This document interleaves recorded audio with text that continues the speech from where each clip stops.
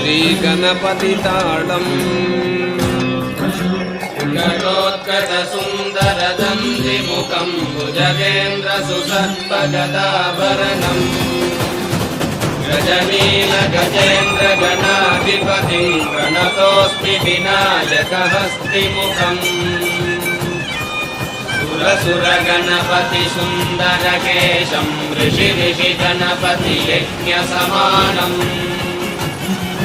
भव गणपति पद्मशरीरम् जय जय गणपति दिव्य नमस्ते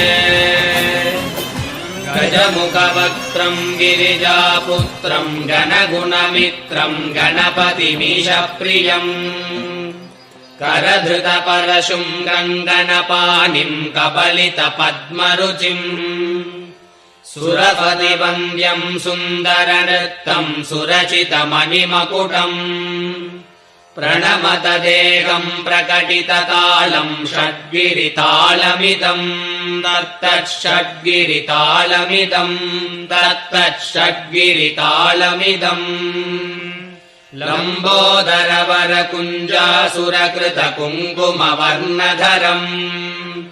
श्वेतसशृङ्ग